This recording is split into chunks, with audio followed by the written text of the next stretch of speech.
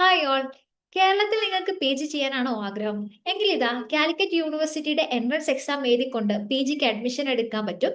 CU CET 2026 notification ഇപ്പോൾ വന്നിട്ടുണ്ട്. അതെ, welcome to L academy. Today we are going to discuss about CU CET 2026.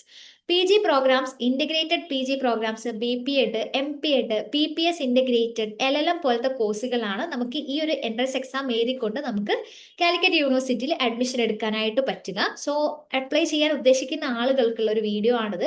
എങ്ങനെയാണ് നിങ്ങൾ apply ചെയ്യേണ്ടത്, എന്തൊക്കെ കാര്യങ്ങൾ നിങ്ങൾ അപ്ലൈ ചെയ്യുമ്പോൾ ശ്രദ്ധിക്കണം, അതേപോലെ ഏതൊക്കെ കോഴ്സുകളാണ് വരുന്നത് എന്നുള്ളതിന്റെ ഒരു ഡീറ്റെയിൽ ആയിട്ടുള്ള വീഡിയോ ആണ് നിങ്ങൾ വരേണ്ടത്. കാലിക്കറ്റ് സർവകലാശാലയുടെ UOC.ac.in എന്ന് പറയുന്ന ഒഫീഷ്യൽ വെബ്സൈറ്റിലാണ്. ഇവിടെ വരുന്ന സമയത്ത് സ്ക്രീനിൽ കാണുന്നത് പോലെ അപ്ലൈ നൗ എന്ന് പറയുന്ന ഒരു പർപ്പിൾ പോപ്പപ്പ് കാണാൻ പറ്റും. ഇവിടെ നിങ്ങൾ ക്ലിക്ക് ചെയ്യുന്ന സമയത്ത് you are going to the admission window. ഇവിടെ CU CET 2026 അപ്ലൈ നൗ എന്ന് ക്ലിക്ക് ചെയ്ത് കഴിഞ്ഞാൽ ഇവിടെ നിങ്ങൾക്ക് അപ്ലൈ ചെയ്യാനായിട്ട് പറ്റും. ബിഫോർ ദാറ്റ് നമ്മൾ നോക്കാൻ പോകുന്നത് എന്തൊക്കെയാണ് പ്രോസ്പെക്ടസിൽ പറഞ്ഞിട്ടുള്ളത് എന്നതിനെ കുറിച്ചാണ്. ഇപ്പൊ നമ്മൾ പ്രോസ്പെക്ടസ് ഒന്ന് ഡീറ്റെയിൽ ആയിട്ട് നോക്കാൻ പോവുകയാണ്. ഏതൊക്കെ പ്രോഗ്രാംസ് ആണ് നമുക്ക് ഉള്ളത് എന്ന് ചോദിച്ചു കഴിഞ്ഞാൽ MA പ്രോഗ്രാംസിന്റെ ഒരു ലിസ്റ്റ് ആണ് ആക്ച്വലി ഇവിടെ ആദ്യം കൊടുത്തിട്ടുള്ളത്. Arabic language literature, comparative literature, economics, English language and literature, epigraphy and manuscriptology, folklore, functional Hindi translation, Hindi language and literature, history, journalism and mass communication, Malayalam language and literature, music, philosophy, political science, Sanskrit literature, language and literature, sociology, Urdu, woman studies, ഇത്രയുമാണ് MA programmes ആയിട്ട് നമുക്ക് ഉണ്ടാവുക. ഇനി MSc programmes നോക്കുന്ന സമയത്ത് applied geology, applied psychology, biochemistry, biotechnology, botany, chemistry nano science, computer science, EVS, forensic science, human physiology, mathematics, microbiology, physics and nano science, radiation physics, statistics, zoology, ഇത്രയുമാണ് MSc programmes വരുന്നത്. ഇതല്ലാതെ MCOM, master of library and information science, master of theatre arts, LLM പോലത്തെ programmes വരുന്നുണ്ട്. ഇനി self financing centres വരുന്നുണ്ട്. അത് MSW, അതേപോലെ MCA, master of computer application. അപ്പൊ ഇതിനൊക്കെ എന്ത് വരുന്നുണ്ട്? സെൽഫ് ഫിനാൻസിങ് സെന്റേഴ്സ് വരുന്നുണ്ട്. ഇനി അഫിലിയേറ്റഡ് കോളേജുകളിലും നമ്മുടെ എൻട്രൻസ് എക്സാമിന്റെ മാർക്ക് വെച്ചിട്ട് PGക്ക് അഡ്മിഷൻ എടുക്കാനായിട്ട് പറ്റും. അങ്ങനെ ഓഫർ ചെയ്യുന്ന കോഴ്സുകളുടെ ലിസ്റ്റാണ് ഇവിടെ കൊടുത്തിട്ടുള്ളത്. MA journalism and mass communication, MSc health and yoga therapy, master of social work, MSW disaster management. അപ്പൊ ഇത്രയുമാണ് അങ്ങനെ വരുന്ന കോഴ്സുകൾ എന്ന് പറയുന്നത്. ഇതല്ലാതെ നിങ്ങൾക്ക് +2 എഴുതിക്കൊണ്ടിരിക്കുന്ന കുട്ടികളാണ്, അല്ലെങ്കിൽ +2 കഴിഞ്ഞിട്ടുണ്ടെങ്കിൽ നിങ്ങൾക്ക് പോകാൻ പറ്റുന്ന ഒരു കോഴ്സാണ് ഇന്റഗ്രേറ്റഡ് PG പ്രോഗ്രാംസ് എന്ന് പറയുന്നത്. ഇവിടെ ഒരു ഓഫർ ചെയ്യുന്നത് MSc botany, MSc chemistry, physics, zoology, Arabic language and literature, comparative literature, development studies, economics, Sanskrit language and literature, master of theatre arts ഒക്കെ തന്നെയാണ്.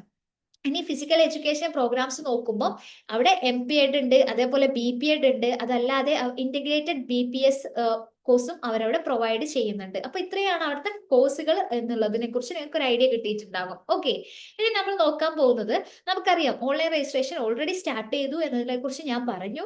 അപ്പൊ ഡേറ്റ് നോക്കുന്ന സമയത്ത് last date of online application എന്ന് പറയുന്നത് 16/4/2026 ആണ്. അതായത് ഈ മാസം 16 വരെയാണ് നമുക്ക് അപ്ലൈ ചെയ്യാനായിട്ട് ഉണ്ടാവുക. അതിൽ തന്നെ എൻട്രൻസ് എക്സാം വരുന്നത് ഡേറ്റിനെ കുറിച്ച് പറയുന്നുണ്ട്. മെയ് 14, 15, 16 എന്നീ തീയതികളിലായിരിക്കും നമ്മുടെ എൻട്രൻസ് എക്സാം ഉണ്ടാവുക. ഇനി നമുക്ക് ഒരാൾക്ക് 6 സബ്ജക്ട് വരെ അല്ലെ 6 പ്രോഗ്രാംസ് വരെയാണ് അപ്ലൈ ചെയ്യാൻ പറ്റുക. അവരുടെ രജിസ്ട്രേഷൻ ഫീസിനെ കുറിച്ച് പറയുന്നുണ്ട്. PG, അതേപോലെ PG integrated, BPEd, BPS integrated പോലത്തെ കാറ്റഗറിയിൽ നോക്കുമ്പോൾ അങ്ങനത്തെ കോഴ്സുകളാണ് ചൂസ് ചെയ്യുന്നതെങ്കിൽ ജനറൽ കാറ്റഗറിക്ക് 680 രൂപയും SC ST കാറ്റഗറിക്ക് 300 രൂപയുമാണ് ആവുന്നത്. അതേപോലെ നിങ്ങൾ അഡീഷണൽ ആയിട്ടുള്ള പ്രോഗ്രാംസ് ചൂസ് ചെയ്യുമ്പോൾ അവിടെ 100 രൂപ വെച്ചിട്ട് നിങ്ങൾ പേ ചെയ്യേണ്ടി വരുന്നുണ്ട്. ഓക്കെ, ഇനി LLM ആണെന്നുണ്ടെങ്കിൽ അവിടെ 920 റുപ്പീസ് ജനറൽ കാറ്റഗറിക്കും 435 rupees for SC and ST കാറ്റഗറിക്കുമാണ് രജിസ്ട്രേഷൻ ഫീസ് വരുന്നത്. അപ്പൊ ഈ കാര്യങ്ങൾ, രജിസ്ട്രേഷൻ ഫീസ് എത്രയാണ് എന്നുള്ളത് നിങ്ങൾ നോട്ട് ചെയ്ത് പോവുക. ഇനി അടുത്തതായിട്ട് പറയാൻ പോകുന്നത്, നമുക്കറിയാം 14, 15, 16 എന്നീ ഡേറ്റുകളിൽ, മെയ് ഡേറ്റുകളിലാണ് നമുക്ക് എന്ത് വരുന്നത്, എൻട്രൻസ് എക്സാം വരുന്നത്. അതിൽ തന്നെ രാവിലെയും ഉച്ചയ്ക്ക് ശേഷവുമായിട്ടായിരിക്കും എക്സാം ഉണ്ടാവുക. ഫോർനൂൺ ആൻഡ് ആഫ്റ്റർനൂൺ ആയിട്ടാണ് എക്സാം വരുന്നത്. അപ്പൊ നിങ്ങൾ ഒരു പ്രോഗ്രാമിൽ കൂടുതൽ അപ്ലൈ ചെയ്യുന്ന ആളുകളാണെന്നുണ്ടെങ്കിൽ നിങ്ങൾ എന്ത് ചെയ്യുക, ഈ ഒരു പേജ്, ഇപ്പോൾ പേജ് നമ്പർ 6 നിങ്ങൾ എന്ത് ചെയ്യേണ്ടതുണ്ട്, വന്ന് നോക്കിയിട്ട് ഏതൊക്കെ പ്രോഗ്രാംസ് നിങ്ങൾ ക്ലാഷ് ആവാതെ വരുന്നുണ്ട്, അല്ലെങ്കിൽ ഏതൊക്കെയാണ് നിങ്ങൾ അപ്ലൈ ചെയ്യുമ്പോൾ ക്ലാഷ് ആവുന്നത് എന്നുള്ളതിനെ കുറിച്ച് നിങ്ങൾ നോക്കേണ്ടതുണ്ട്. ഓക്കെ, ഇവിടെ വരുന്ന സമയത്ത് ഇപ്പോൾ MSc എൻവിറോൺമെന്റൽ സയൻസ് എടുത്ത കുട്ടിക്ക് എന്ത് ചെയ്യാൻ പറ്റും? അവർക്ക് MSc ബോട്ടണി അപ്ലൈ ചെയ്യുന്നതിന് കുഴപ്പമില്ല. പക്ഷേങ്കിൽ നിങ്ങൾ ഡേ 2 വരുന്ന സമയത്ത് MSc ബയോകെമിസ്ട്രി എടുത്ത ഒരാൾക്ക് ഒരിക്കലും MSc മൈക്രോബയോളജിക്ക് അപ്ലൈ ചെയ്യാനായിട്ട് പറ്റില്ല. കാരണം ഇത് രണ്ടിന്റെ എക്സാം നടക്കുന്നത് ഡേ 2 തന്നെയാണ്, ഫോർനൂൺ സെഷനിലാണ് വരുന്നത് എന്നുള്ളത് കൊണ്ട്. ഓക്കെ, അപ്പൊ ഇങ്ങനെ നിങ്ങൾ കുറച്ച് കാര്യങ്ങൾ ഇതിൽ ശ്രദ്ധിക്കേണ്ടതുണ്ട്. സോ നിങ്ങളുടെ ഡേറ്റ് നോക്കിക്കൊണ്ട് ഏതൊക്കെ കോഴ്സുകൾ ആണ് നിങ്ങൾക്ക് എക്സാം വരുന്നത് എന്നുള്ളതിന്റെ ഒരു ടൈം ടേബിൾ നിങ്ങളൊന്ന് സെറ്റ് ചെയ്യാം. ഓക്കെ, ഇനി നമ്മൾ നോക്കാൻ പോകുന്നത് എലിജിബിലിറ്റി, അതേപോലെ അതിന്റെ mode of preparation of rank ലിസ്റ്റും കൂടെ അവർ പറയുന്നുണ്ട്. അത് നോക്കുന്ന സമയത്ത് MA Arabic and language MA Arabic നോക്കുന്ന സമയത്ത് അവിടെ നമുക്കറിയാം കാലിക്കറ്റ് യൂണിവേഴ്സിറ്റി ക്യാമ്പസിലാണ് വരുന്നത്. അവിടെ 25 സീറ്റാണ് അവൈലബിൾ ആയിട്ടുള്ളത്. അതിന്റെ എലിജിബിലിറ്റി ക്രൈറ്റീരിയ എന്ന് പറയുന്നത് BA അറബിക് ആയിരിക്കണം. അതേപോലെ അവർ പറയുന്നുണ്ട് അറബിക് ഒരു കോർ അല്ലെങ്കിൽ മെയിൻ ആയിട്ട് സബ്ജക്ട് പഠിച്ചിരിക്കണം എന്നുള്ളതിനെ കുറിച്ചൊക്കെ അവർ പറയുന്നുണ്ട്. അപ്പോൾ അവിടെ നടത്തുന്നത് ഒരു എൻട്രൻസ് എക്സാം ത്രൂ ആയിരിക്കും. അതേപോലെ ഇനി MA English language and literature നോക്കുന്ന സമയത്ത് 30 സീറ്റുകളാണ് നമുക്ക് അവിടെ അവൈലബിൾ ആയിട്ടുള്ളത്. ഇതിൽ പറയുന്നുണ്ട് BA English language and literature പഠിച്ചിരിക്കണം എന്നുള്ളതിനെ കുറിച്ചൊക്കെ പറയുന്നുണ്ട്. അല്ലെങ്കിൽ ഓപ്ഷനിൽ പറയുന്നുണ്ട് ഇംഗ്ലീഷ് ആൻഡ് ഹിസ്റ്ററി അല്ലെങ്കിൽ BA ഫങ്ഷണൽ ഇംഗ്ലീഷ് ആയിരിക്കണം വിത്ത് അറ്റ്ലീസ്റ്റ് 45% മാർക്ക് ആയിരിക്കണം കിട്ടിയിരിക്കുന്നത് എന്നുള്ളതിനെ കുറിച്ച് പറയുന്നുണ്ട്. ഇനി MA Hindi language and literature ഇതേപോലെ നിങ്ങൾ നോക്കുക നിങ്ങൾക്ക് ഏത് കോഴ്സിനാണ് പോവേണ്ടത് എന്നതിൽ അതിന്റെ എലിജിബിലിറ്റി ക്രൈറ്റീരിയ കൂടെ നിങ്ങൾ നോക്കേണ്ടതുണ്ട്. ഇവിടെ എൻട്രൻസ് എക്സാം ത്രൂ ആണ് ആക്ച്വലി എന്ത് ചെയ്യുന്നത്, നിങ്ങൾ അവിടെ അഡ്മിഷൻ എടുക്കാനായിട്ട് പോകുന്നത്. ഓക്കെ, ഇനിയിപ്പോൾ ഇത് നോക്കിക്കഴിഞ്ഞാൽ MA ജേർണലിസം ആൻഡ് മാസ് കമ്മ്യൂണിക്കേഷനിൽ നോക്കുന്ന സമയത്ത് നമ്മുടെ department of mass communication and journalism Calicut യൂണിവേഴ്സിറ്റിയിൽ വരുന്നുണ്ട്. അവിടുത്തെ സീറ്റാണ് അല്ലെങ്കിൽ അവിടുത്തെ ഇൻടേക്ക് എന്ന് പറയുന്നത് 20 ആയിരിക്കും. ഓക്കെ, അതല്ലാതെ നമുക്ക് എന്ത് ചെയ്യുന്നുണ്ട്, എയ്ഡഡ് ആയിട്ടുള്ള MA കോളേജ്, പഴശ്ശിരാജ കോളേജ്, അങ്ങനെ ഒരുപാട് കോളേജുകളിലും ഈ ഒരു കോഴ്സ് അവൈലബിൾ ആണ്. അവിടുത്തെ ഇൻടേക്ക് സീറ്റ് അവൈലബിലിറ്റി പറയുന്നുണ്ട്. അതേപോലെ അവർ പറയുന്നുണ്ട് നിങ്ങൾ ഏതെങ്കിലും ഒരു ഡിഗ്രി ബാച്ചിലേഴ്സ് എന്ത് ചെയ്യണം, കംപ്ലീറ്റ് ചെയ്തിരിക്കണം എന്നുള്ളതിനെ കുറിച്ച് പറയുന്നുണ്ട്. എൻട്രൻസ് എക്സാം എഴുതണം. അതിന്റെ കൂടെ തന്നെ വെയിറ്റേജ് മാർക്കായിട്ട് അവർ ആഡ് ചെയ്യുന്നുണ്ട്. അതായത് ഇവിടെ ഓപ്ഷൻസ് കൊടുത്തിട്ടുണ്ട്. അതായത് ഇപ്പം നിങ്ങൾക്കൊരു PG ഡിപ്ലോമ ഇൻ ജേർണലിസം ആണെന്നുണ്ടെങ്കിൽ 2 മാർക്കായിരിക്കും. നിങ്ങൾക്കൊരു ജേർണലിസം സബ് അല്ലെങ്കിൽ കോംപ്ലിമെന്ററി ആയിട്ട് പഠിച്ച ആളുകൾക്കാണെങ്കിൽ 2 മാർക്സ് കിട്ടും. ഇനി 3 ഇയേഴ്സ് ഡിഗ്രി ഹോൾഡേഴ്സ് ആണെങ്കിൽ നിങ്ങൾക്ക് 5 മാർക്കായിരിക്കും കിട്ടുക എന്നുള്ള കാര്യങ്ങളൊക്കെ പറയുന്നുണ്ട്. അപ്പൊ അതും കൂടെ എന്ത് ചെയ്യുന്നുണ്ട് ഇവര്, ഇവിടെ നിങ്ങൾക്ക് എൻട്രൻസ് എക്സാമിലൂടെ അഡ്മിഷൻ എടുക്കുമ്പോൾ ഈ ഒരു മാർക്കും കൂടെ അവർ കൺസിഡർ ചെയ്യും എന്നുള്ളതാണ് ഉദ്ദേശിക്കുന്നത്. ഓക്കെ, അപ്പൊ ഇതേപോലെ നിങ്ങൾ നോക്കുക. MA മ്യൂസിക് പറയുന്നുണ്ട്, ചിലതിനൊക്കെ അവിടെ പിന്നെ ഇവിടെ ആയിട്ട് നടത്തുന്നുണ്ട്. ഓക്കെ, അപ്പൊ ആ കാര്യങ്ങളൊക്കെ നിങ്ങൾ ഒന്ന് നോക്കുക. അപ്പൊ MA പൊളിറ്റിക്കൽ സയൻസിലേക്ക് വരുന്ന സമയത്ത് നമുക്കറിയാം കാലിക്കറ്റ് യൂണിവേഴ്സിറ്റിയിലാണ് വരുന്നത്. അവിടെ പറയുന്നുണ്ട് പൊളിറ്റിക്കൽ സയൻസിൽ അല്ലെങ്കിൽ പബ്ലിക് അഡ്മിനിസ്ട്രേഷൻ അല്ലെങ്കിൽ വെസ്റ്റ് ഏഷ്യൻ സ്റ്റഡീസ് ഈ ഒരു സബ്ജക്റ്റിലാണ് എന്ത് ചെയ്യേണ്ടത്, അങ്ങ് ഡിഗ്രി ഉണ്ടാവേണ്ടത് എന്നുള്ളതിനെ കുറിച്ച് അവർ പറയുന്നുണ്ട്. അതേപോലെ നിങ്ങൾക്ക് 45% മിനിമം മാർക്ക് വേണം എന്നുള്ളത് പറയുന്നുണ്ട്. അതിൽ തന്നെ നമുക്ക് എന്തുണ്ട്, റിലാക്സേഷൻ വരുന്നുണ്ട്. അതായത് OBC കാറ്റഗറി ആണെന്നുണ്ടെങ്കിൽ 5% റിലാക്സേഷൻ വരുന്നുണ്ട്. SC/ST കാറ്റഗറി ആണെങ്കിൽ ജസ്റ്റ് പാസ് മതി എന്നൊക്കെ അവർ പറയുന്നുണ്ട്. ഇനി complementary course in political science എന്ന് പറഞ്ഞിട്ട് അവർ പറയുന്നുണ്ട് political science, Indian constitution and politics, international relation and organisation, public instruction ഇതേപോലത്തെ കോഴ്സുകൾ, ഗ്രൂപ്പ് ഓഫ് കോംപ്ലിമെന്ററി കോഴ്സുകളും അതിന്റെ കൂടെ പഠിച്ചിരിക്കണം എന്നുള്ളതിനെ കുറിച്ച് പറയുന്നുണ്ട്. അപ്പൊ നിങ്ങൾ എന്ത് ചെയ്യുക, ഈ ഒരു പേജ് ആണ് ആക്ച്വലി നിങ്ങൾ നോക്കേണ്ടത്. ഇനി നമ്മൾ MSc പ്രോഗ്രാംസ് കുറച്ച് നോക്കുമ്പോൾ MSc ബയോകെമിസ്ട്രി വരികയാണെന്നുണ്ടെങ്കിൽ നമുക്കറിയാം കാലിക്കറ്റ് യൂണിവേഴ്സിറ്റിയിൽ 12 സീറ്റാണ് അവൈലബിൾ ആയിട്ടുള്ളത്. അവിടെ നിങ്ങൾ പറഞ്ഞിരിക്കുന്നത് BSc ബയോകെമിസ്ട്രി ഡിഗ്രി ഉണ്ടായിരിക്കണം എന്നുള്ളതാണ്. ഓക്കെ, അപ്പോൾ ഈ കാര്യങ്ങൾ നിങ്ങളൊന്ന് ഓർത്ത് വെക്കുക. നിങ്ങൾക്ക് എലിജിബിലിറ്റി നിങ്ങൾ ഉണ്ടോ എന്നുള്ളതും അതേപോലെ ഏത് കോഴ്സിൽ എത്ര സീറ്റ് വരുന്നുണ്ട് എന്നുള്ളതിനെ കുറിച്ചാണ് നിങ്ങൾ ഇവിടെ ഓർത്ത് വെക്കേണ്ടത്. ഓക്കെ, അപ്പോൾ MSc സ്റ്റാറ്റിസ്റ്റിക്സ് ആണെന്നുണ്ടെങ്കിൽ അവിടെ 25 സീറ്റാണ് വരുന്നത്. അറ്റ്ലീസ്റ്റ് 50% മാർക്ക് നമുക്ക് എന്ത് വേണം, സ്റ്റാറ്റിസ്റ്റിക്സ് അല്ലെങ്കിൽ അപ്ലൈഡ് സ്റ്റാറ്റിസ്റ്റിക്സ്, പിന്നെ വിത്ത് ഡാറ്റ സയൻസ്, മാത്തമാറ്റിക്സ്. അപ്പൊ ഇതിൽ എന്ത് വേണം, നിങ്ങൾക്ക് ഒരു ഡിഗ്രി ഹോൾഡർ ആയിരിക്കണം എന്ന് അവർ പറയുന്നുണ്ട് പ്രത്യേകമായിട്ട്. ഓക്കെ, അപ്പൊ ഇത്തരത്തിലുള്ള കാര്യങ്ങൾ നോക്കുക. ഇതല്ലാതെ MSc health and yoga therapy ഇത് നോക്കിക്കഴിഞ്ഞാൽ നിങ്ങൾക്ക് അറിയാം സെൽഫ് ഫിനാൻസിംഗിൽ വരുന്ന ഒരു കോഴ്സാണ്. അത് നമ്മുടെ ജാമൂരിയൻസിലാണ് വരുന്നത്. ഇവിടെ അവർ പറയുന്നുണ്ട് അതിന്റെ എലിജിബിലിറ്റി കാര്യങ്ങളൊക്കെ വരുന്നുണ്ട്. അതേപോലെ എക്സാമിന്റെ റിട്ടേൺ ടെസ്റ്റ് കാര്യങ്ങളൊക്കെ ഉണ്ടാവും എന്നൊക്കെ പറയുന്നുണ്ട്. ആ കാര്യങ്ങളൊക്കെ നിങ്ങൾ എന്ത് ചെയ്യുക, പക്കായിട്ട് നോക്കേണ്ടതുണ്ട്. ഓക്കെ, അപ്പോൾ സെൽഫ് ഫിനാൻസിങ് ആണോ, എയ്ഡഡ് കോളേജിലാണോ, അല്ലെങ്കിൽ യൂണിവേഴ്സിറ്റി ക്യാമ്പസിലാണോ നിങ്ങൾക്ക് അഡ്മിഷൻ എടുക്കാനായിട്ട് പറ്റുക, ആ കോഴ്സ് വരുന്നത് എന്നുള്ളത് നിങ്ങൾ എന്ത് ചെയ്യേണ്ടതുണ്ട്, ചെക്ക് ചെയ്യേണ്ടതുണ്ട്. ഓക്കെ, അപ്പോൾ ഇത് നിങ്ങൾ ക്ലിയർ ആയിട്ടുണ്ടാവും എന്ന് വിചാരിക്കുന്നു. സോ അങ്ങനെയാണ് നമ്മൾ എലിജിബിലിറ്റി നോക്കുന്നത്. ഇനി നമ്മൾ എങ്ങനെയാണ് അപ്ലൈ ചെയ്യേണ്ടത് എന്നുള്ള കാര്യങ്ങളെ കുറിച്ചാണ് പറയാൻ പോകുന്നത്. ഓക്കെ, അപ്പോൾ procedure for submission of application നോക്കിക്കഴിഞ്ഞാൽ നിങ്ങൾ അപ്ലൈ ചെയ്യാൻ വേണ്ടിയിട്ട് നിങ്ങൾ എന്ത് ചെയ്യുക, ഇവിടെ CUCET 2026 അപ്ലൈ നൗ ക്ലിക്ക് ചെയ്ത് കഴിഞ്ഞാൽ ഇവിടെ നിങ്ങൾക്ക് കാണാൻ പറ്റും രജിസ്ട്രേഷൻ ലോഗിൻ എന്ന് കാണാൻ പറ്റും. ഇവിടെ നിങ്ങൾ രജിസ്ട്രേഷൻ കൊടുത്തിട്ട് നിങ്ങൾ എന്താണ് രജിസ്ട്രേഷൻ പുതുതായിട്ട് ചെയ്യാനായിട്ട് പോവുകയാണ്. അങ്ങനെയാണെന്നുണ്ടെങ്കിൽ സ്റ്റുഡൻറ് രജിസ്ട്രേഷനിൽ നിങ്ങളുടെ പേര്, അതേപോലെ പ്രോഗ്രാം, ഇപ്പം നിങ്ങൾ എന്താണ് PG പ്രോഗ്രാമാണ് ഉദ്ദേശിക്കുന്നതെങ്കിൽ PG BPEd entrance 2026 registration click ചെയ്യുക. ഇത് ക്ലിക്ക് ചെയ്തിട്ട് നിങ്ങളുടെ ഇമെയിൽ അഡ്രസ്സ്, ഫോൺ നമ്പർ അത് ഒന്നുകൂടെ കൺഫേം ചെയ്ത് കൊടുക്കുക. അങ്ങനെ കൊടുത്തിട്ട് നിങ്ങൾക്ക് എന്ത് ചെയ്യാൻ പറ്റും, OTP സെൻഡ് OTP അപ്ലൈ, ഇവിടെ ബട്ടൺ ക്ലിക്ക് ചെയ്ത് കഴിഞ്ഞാൽ നിങ്ങൾക്ക് ഒരു OTP നിങ്ങൾ കൊടുത്തിട്ടുള്ള മൊബൈൽ നമ്പറിലേക്ക് വരും. എന്നിട്ട് നിങ്ങൾ എന്ത് ചെയ്യുക, അതിവിടെ എൻ്റർ ചെയ്ത് കൊടുത്ത് രജിസ്റ്റർ ചെയ്ത് കഴിഞ്ഞാൽ നിങ്ങൾക്ക് എന്ത് കിട്ടും, ഒരു CAP ID കിട്ടും. ഓക്കെ, അങ്ങനെ CAP ID വെച്ചിട്ട് നിങ്ങൾക്ക് എന്ത് ചെയ്യാൻ പറ്റും, ഇവിടെ ലോഗിൻ ചെയ്യാനായിട്ട് പറ്റും. ഓക്കെ, ഇവിടെ നിങ്ങൾക്ക് CAP ID വരും, അതിന്റെ കൂടെ തന്നെ പാസ്വേഡ് അവർ തരും. അത് വെച്ചിട്ട് നിങ്ങൾക്ക് എന്ത് ചെയ്യാം, ഇവിടെ ക്യാപ്ച ക്ലിക്ക് ചെയ്ത് കൊടുക്കുക, അത് ലോഗിൻ ചെയ്യാനായിട്ട് പറ്റുമെന്നുള്ളതാണ്. ഓക്കെ, അങ്ങനെ ലോഗിൻ ചെയ്ത് കഴിഞ്ഞാൽ നിങ്ങളോട് ചോദിക്കുന്നത് ഫോട്ടോ അപ്ലോഡ് ചെയ്യാൻ വേണ്ടിയിട്ടാണ്. അപ്പൊ നിങ്ങളുടെ ഒരു അറ്റ്ലീസ്റ്റ് 6 മന്ത്സിന് മുമ്പായിട്ട് എടുത്തിട്ടുള്ള ഒരു ഫോട്ടോയാണ് ചോദിക്കുന്നത്. അതായത് 80% മാർക്ക് നിങ്ങളുടെ ഫേസ് വിസിബിലിറ്റി വേണം എന്ന് പറയുന്നുണ്ട്. അതേപോലെ JPG അല്ലെങ്കിൽ JPEG ഫോർമാറ്റിലായിരിക്കണം, <40 KB ആയിരിക്കണം സൈസ് എന്നുള്ള കാര്യങ്ങളൊക്കെ അവർ പറയുന്നുണ്ട്. അതിനുശേഷം നിങ്ങൾ പോകാൻ പോകുന്ന 4ാമത്തെ സ്റ്റെപ്പ് എന്ന് പറയുന്നത് നിങ്ങളുടെ പേഴ്സണൽ ഡീറ്റെയിൽസ് എൻ്റർ ചെയ്ത് കൊടുക്കേണ്ട സ്ഥലങ്ങളാണ്. അവിടെ നിങ്ങൾ ക്ലിയർ ആയിട്ട് നിങ്ങൾ എൻ്റർ ചെയ്ത് കൊടുക്കുക. നിങ്ങൾക്ക് അത് എഡിറ്റ് ചെയ്യാനുള്ള ഒരു ഓപ്ഷൻ പിന്നീട് വരുന്നില്ല എന്നും കൂടെ നിങ്ങൾ ഓർക്കുക. ഓക്കെ, ഇനി പിന്നീട് നിങ്ങൾ റിസർവേഷൻ കാറ്റഗറിയിൽ ഉൾപ്പെടുന്ന ആളുകളാണെങ്കിൽ നിങ്ങളുടെ റിസർവേഷൻ ഡാറ്റയാണ് നിങ്ങൾ കൊടുക്കേണ്ടത്. ഇപ്പോൾ റിസർവേഷനിൽ നിങ്ങൾ അവിടെ ചോദിക്കുന്നുണ്ട് നിങ്ങൾ ഏത് റിസർവേഷൻ കാറ്റഗറിയിലാണ് വരുന്നത് എന്നുള്ളത്. അപ്പോൾ അതൊക്കെ ക്ലിയർ ആയിട്ട് കൊടുക്കുക. അതിനുശേഷം നിങ്ങളുടെ അക്കാഡമിക് ഡീറ്റെയിൽസ് കൊടുക്കേണ്ടതുണ്ട്. ഇപ്പോൾ റിസൾട്ട് അവൈറ്റിംഗ് ആയിട്ടുള്ള കുട്ടികൾക്കാണെന്നുണ്ടെങ്കിൽ അവർക്ക് അങ്ങനെ കൊടുക്കാനായിട്ട് പറ്റും. ഓക്കെ, നിങ്ങളുടെ മാർക്കിന്റെ അവിടെ നിങ്ങൾക്ക് 0 കൊടുത്താൽ മതിയാകും. ഇനി നിങ്ങൾ ഏത് കോഴ്സിനാണ് നിങ്ങൾ എലിജിബിൾ ആയിട്ടുള്ളത് എന്നുള്ള കാര്യങ്ങൾ അവർ ചോദിക്കുന്നുണ്ട്. നിങ്ങൾക്ക് 6 ഡിഫറെന്റ് കോഴ്സുകളാണ് ചൂസ് ചെയ്യാനായിട്ട്, പ്രോഗ്രാംസ് ആണ് ചൂസ് ചെയ്യാനായിട്ട് പറ്റുക. അപ്പം നിങ്ങൾക്ക് ചിലതിന് എന്താണ് ഒരു സിംഗിൾ എൻട്രൻസ് എക്സാം, അപ്പോൾ ഫിസിക്സ്, അതേപോലെ ഫിസിക്സിൽ നാനോ സയൻസ് വരുന്നുണ്ട്. അപ്പോൾ ഇതിന് രണ്ടിനും വരുന്നത് ആക്ച്വലി എന്താണ്, ഒരു സിംഗിൾ എൻട്രൻസ് എക്സാം ആണ്. അപ്പൊ അങ്ങനത്തെ പ്രോഗ്രാം അല്ലാതെ വരുന്ന പിന്നെ കോഴ്സുകൾ എന്ന് പറയുന്നതിൽ നിങ്ങൾക്ക് 6 കോഴ്സുകൾ മാത്രമേ എടുക്കാനായിട്ട് പറ്റുള്ളൂ. അപ്പൊ നിങ്ങൾ 8ാമത്തെ സ്റ്റെപ്പിലേക്ക് പോകുന്നതിന് മുമ്പായിട്ട് നിങ്ങൾ കോഴ്സ് ചൂസ് ചെയ്തിട്ട് വെക്കേണ്ടതുണ്ട്. അപ്പം നിങ്ങൾക്ക് 2 എണ്ണം എഴുതാൻ പറ്റും, 3 എഴുതാൻ പറ്റും, 4, അങ്ങനെ അപ് ടു 6 പ്രോഗ്രാംസ് നിങ്ങൾക്ക് ചൂസ് ചെയ്യാനായിട്ട് പറ്റും എന്നുള്ളതാണ്. 8ാമത്തെ സ്റ്റെപ്പ് എന്ന് പറയുന്നത് ഇമ്പോർട്ടൻ്റ് ആയിട്ടുള്ള സ്റ്റെപ്പാണ്. ഇവിടെ നിങ്ങളുടെ കോളേജ് സെലക്ഷൻ ആണ്.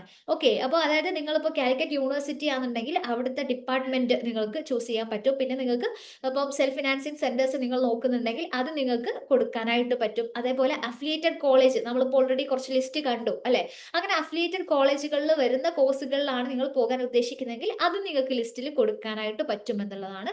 9ാമത്തെ സ്റ്റെപ്പ് എന്ന് പറയുന്നത് ആക്ച്വലി വെരിഫിക്കേഷൻ ആണ്. അവിടെ നിങ്ങൾ എന്ത് ചെയ്യണം, നിങ്ങൾ ഓൾറെഡി നിങ്ങൾ കൊടുത്തിട്ടുള്ള കാര്യങ്ങളൊക്കെ ഒന്ന് റിവ്യൂ ചെയ്ത് നോക്കിയതിന് ശേഷം നിങ്ങൾ വെരിഫിക്കേഷൻ നടത്തേണ്ടതുണ്ട്. അതിനുശേഷമായിരിക്കും നിങ്ങൾ പേയ്മെന്റിലേക്ക് പോകുന്നത്. ഓക്കെ, അപ്പോൾ ഓൺലൈനായിട്ടാണ് പേയ്മെന്റ് നടത്തേണ്ടത്. നിങ്ങൾ എത്ര സബ്ജക്റ്റ് ആണ് എടുത്തിട്ടുള്ളത് അതിൻ്റെ ഒരു പേയ്മെന്റ് ആണ് നിങ്ങൾ ചെയ്യേണ്ടി വരിക. അതിനുശേഷം പേയ്മെന്റ് ചെയ്ത് കഴിഞ്ഞാലാണ് നിങ്ങൾക്ക് എക്സാം സിറ്റി സെന്റർ ചൂസ് ചെയ്യാനായിട്ട് പറ്റും.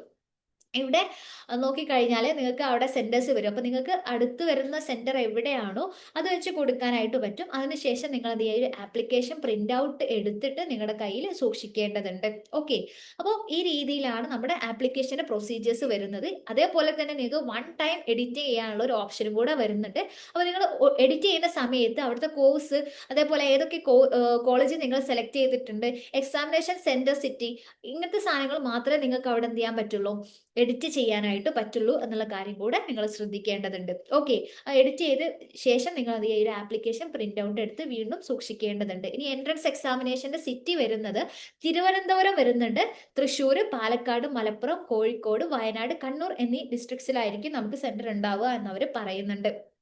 ഓക്കെ. ഇനി ഹോൾ ടിക്കറ്റ് കാര്യങ്ങളൊക്കെ നോക്കുകയാണെന്നുണ്ടെങ്കിൽ ഹോൾ ടിക്കറ്റ് നമ്മുടെ എക്സാമിന്റെ 5 ദിവസം മുമ്പായിട്ടായിരിക്കും അവര് അനൗൺസ് ചെയ്യുക. അപ്പൊ നിങ്ങൾ എന്ത് ചെയ്താൽ മതി, നിങ്ങൾ നിങ്ങളുടെ ക്യാപ് ഐ ഡി ഒരിക്കലും മറന്നു പോയത്, അത് നിങ്ങൾ എന്ത് ചെയ്യണം, എവിടെയെങ്കിലും ഒന്ന് എഴുതി വെക്കണം, നോട്ട് ചെയ്യേണ്ടതുണ്ട്. അപ്പൊ ക്യാപ് ഐ ഡി വെച്ചിട്ട് നിങ്ങൾ ലോഗിൻ ചെയ്ത് കഴിഞ്ഞാൽ നിങ്ങൾക്ക് ഹോൾ ടിക്കറ്റ് ഡൗൺലോഡ് ചെയ്തെടുക്കാൻ പറ്റുന്നതായിരിക്കും.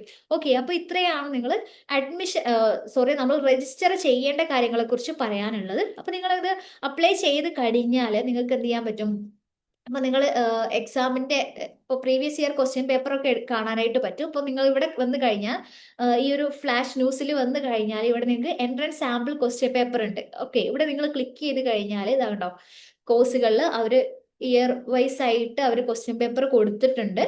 സോ നമ്മളിപ്പോ MSc ഏത് പ്രോഗ്രാം, ബോട്ടണി നോക്കുകയാണ്. ബോട്ടണി ആണെന്നുണ്ടെങ്കിൽ 2024 2025 പേപ്പേഴ്സ് നമുക്ക് അവൈലബിൾ ആണ്. സോ നമ്മൾ ഇത് ക്ലിക്ക് ചെയ്യാണ്. സോ ഇത് ക്ലിക്ക് ചെയ്ത് കഴിഞ്ഞാൽ ഇവിടെ കണ്ടോ, നമുക്ക് ക്വസ്റ്റ്യൻ പേപ്പർ കിട്ടും. അപ്പൊ ഇതേപോലെ നിങ്ങൾക്ക് എന്ത് ചെയ്യാൻ പറ്റും, ക്വസ്റ്റ്യൻ പേപ്പർ എടുത്തിട്ടും നോക്കാനായിട്ട് പറ്റും, എങ്ങനെയാണ് ക്വസ്റ്റ്യൻസ് വരുന്നത് എന്നുള്ളതിനെ കുറിച്ചൊരു ഐഡിയ കിട്ടും എന്നുള്ളതാണ് നമ്മൾ ഉദ്ദേശിക്കുന്നത്. ഓക്കെ. ഇനി നമ്മൾ ഇതല്ലാതെ പറയാനായിട്ട് പോകുന്നത്, ഈ കാര്യങ്ങളൊക്കെ നിങ്ങളൊന്ന് ഓർത്ത് വെക്കേണ്ടതുണ്ട്.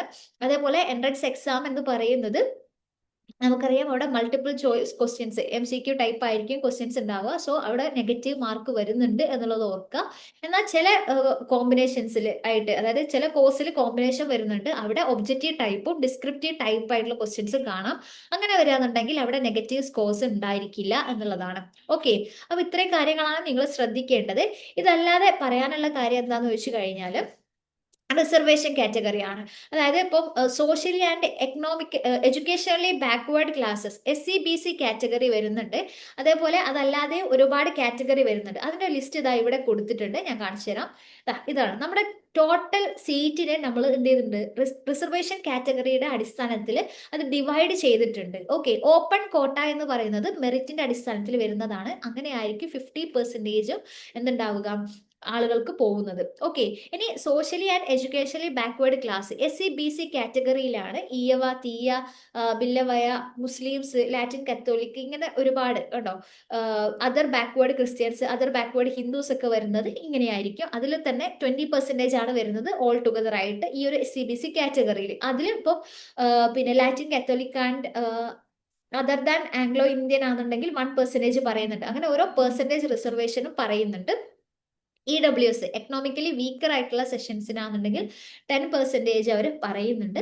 പിന്നെ SC കാറ്റഗറിക്ക് ആണെന്നുണ്ടെങ്കിൽ 15%, 7.5% ആയിരിക്കും ST കാറ്റഗറിക്ക് വരുന്നത്.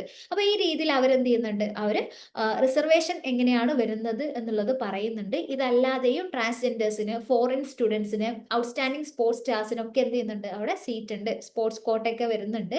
അപ്പോൾ അവർ അവിടെ ക്രൈറ്റീരിയ പറയുന്നത് നിങ്ങൾ എന്ത് ചെയ്യേണ്ടതുണ്ട്, representing the country in international competition. അപ്പൊ ഇങ്ങനത്തെ ഈ ഒരു കാറ്റഗറിയിൽ വരികയാണെങ്കിലാണ് നിങ്ങൾക്ക് എന്ത് ചെയ്യാൻ പറ്റുക, ഈ ഒരു കോട്ട ത്രൂ നിങ്ങൾക്ക് അപ്ലൈ ചെയ്യാനായിട്ട് പറ്റുക എന്നുള്ളതാണ്. ഓക്കെ. അപ്പോൾ നിങ്ങൾ ഏത് റിസർവേഷൻ കാറ്റഗറിയിൽ വരുന്നു അതിന്റെ റിസർവേഷൻ അപ്പോൾ നിങ്ങൾ എന്ത് ചെയ്യേണ്ടതുണ്ട്, അതിന്റെ അടിസ്ഥാനത്തിൽ നിങ്ങൾ കാറ്റഗറി സർട്ടിഫിക്കറ്റ് അപ്ലോഡ് ചെയ്യേണ്ടതുണ്ട്. അല്ലെങ്കിൽ നിങ്ങൾ അഡ്മിഷന്റെ സമയത്ത് നമുക്ക് ഇപ്പൊ അപ്ലോഡ് ചെയ്യാനില്ല, നിങ്ങൾ അഡ്മിഷന്റെ സമയത്ത് നിങ്ങൾ എന്ത് ചെയ്യേണ്ടത്, അത് സബ്മിറ്റ് ചെയ്യേണ്ടതുണ്ട്. ഓക്കെ.